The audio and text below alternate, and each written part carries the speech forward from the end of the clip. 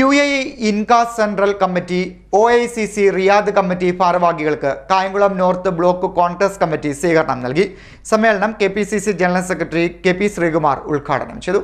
UAE Incas central committee, OICC Riyadh committee ഭാരവാഹികൾക്ക് Kayamkulam north block Congress കമ്മിറ്റിയുടെ നേതൃത്വത്തിൽ സ്വീകരണം നൽകി.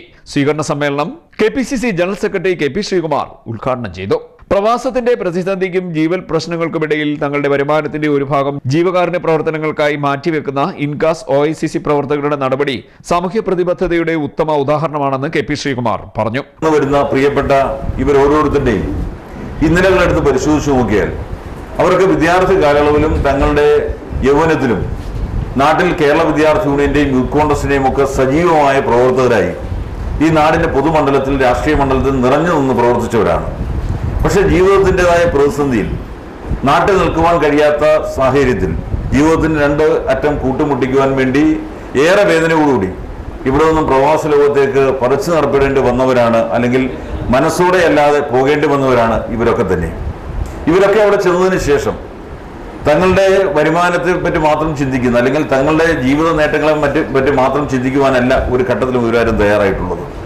മറിച്ച് അവിടെയാണെങ്കിൽ പോലും കോൺഗ്രസിന്റെ പ്രവർത്തനങ്ങൾ, സംഘടനാപരമായ കാര്യങ്ങളിലായിക്കോട്ടെ, തെരഞ്ഞെടുപ്പ് കാര്യങ്ങളിലായിക്കോട്ടെ, കോൺഗ്രസിനെ ശാക്തീകരിക്കുവാൻ വേണ്ടി, കോൺഗ്രസിന്റെ വിജയം ഉറപ്പാക്കുന്നതിന് വേണ്ടിയുള്ള പ്രവർത്തനങ്ങളിൽ ഏറ്റവും ആത്മാർത്ഥമായി നേതൃത്വം കൊടുത്ത് മുന്നോട്ട് പോകുന്നതോടൊപ്പം തന്നെ ഈ പാർട്ടിയെ സംബന്ധിച്ചിടത്തോളം പാർട്ടിയുടെ എല്ലാ ആവശ്യങ്ങളിലും, പാർട്ടിയുടെ എല്ലാ പ്രതിസന്ധികളിലും താങ്ങും തണലുമായി നിലകൊള്ളുന്നവരായി OICCയുടെയും ഇൻകാസിന്റെയും പ്രവർത്തന രംഗത്ത് നിലകൊണ്ട് മുന്നോട്ട് പോകുന്ന പ്രിയപ്പെട്ട നമ്മുടെ ഈ സഹപ്രവർത്തകർ കഴിയുന്നു എന്നുള്ളതാണ് യാഥാർത്ഥ്യം.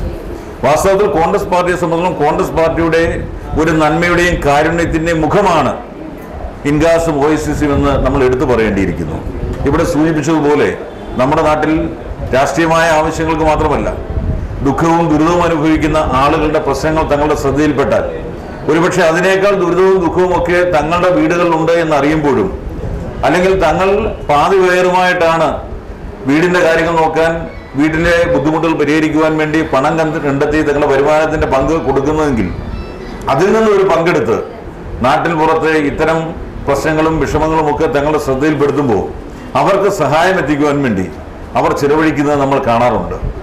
തങ്ങളുടെ ജീവിതത്തിന്റെ ഗൾഫ് രാജ്യങ്ങളിൽ പ്രവാസ ലോകത്ത് കഴിയുമ്പോഴും ആ പ്രവാസത്തിന്റെയും പ്രതിസന്ധിയുടെ ബുദ്ധിമുട്ടുകളുടെയും ഒക്കെ മുമ്പിലും തങ്ങളുടെ ബുദ്ധിമുട്ടുകളൊക്കെ മാറ്റിവെച്ചുകൊണ്ട് എന്നും പാർട്ടിയെ പറ്റി മാത്രം ചിന്തിക്കുന്ന, ഒരുപക്ഷെ കോൺഗ്രസിന്റെ സൈബർ ഇടങ്ങളിൽ കോൺഗ്രസിന്റെ ഏറ്റവും വലിയ പോരാളികളായി പ്രവർത്തിക്കുന്നത് ഇത്തരത്തിൽ വിദേശത്ത് പ്രവർത്തിച്ചു വരുന്ന, അല്ലെങ്കിൽ ജോലി ചെയ്തു വരുന്ന നമ്മുടെ ഇൻകാസിന്റെയും OICCയുടെയും സഹപ്രവർത്തകരാണ് എന്നുള്ളത് പല ഘട്ടങ്ങളിലും നമുക്ക് ബോധ്യപ്പെടുകയാണ്.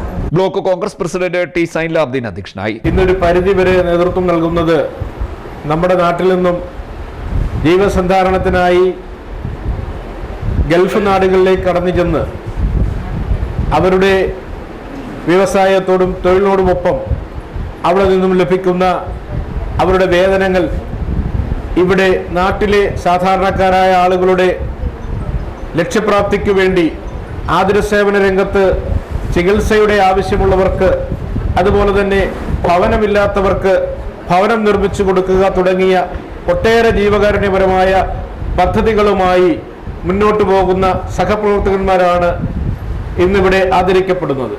നമുക്കറിയാം, കായംകുളത്ത് തന്നെ നിർധനരായ ഭവനമില്ലാത്ത ആളുകൾക്ക് ഇൻകാസിന്റെയും അതുപോലെ തന്നെ OICCയുടെയും ഒക്കെ നേതൃത്വത്തിൽ നിരവധി വീടുകൾ ഇവിടെ നിർമ്മിച്ചു നൽകി സാധാരണക്കാരായ ആളുകൾക്ക് ഷെൽട്ടർ ഒരുക്കുവാനുള്ള വളരെ ശ്രമകരമായ പദ്ധതികൾ ഏറ്റെടുത്ത് മുന്നോട്ട് പോകുന്നവരാണ് ഇവരൊക്കെ.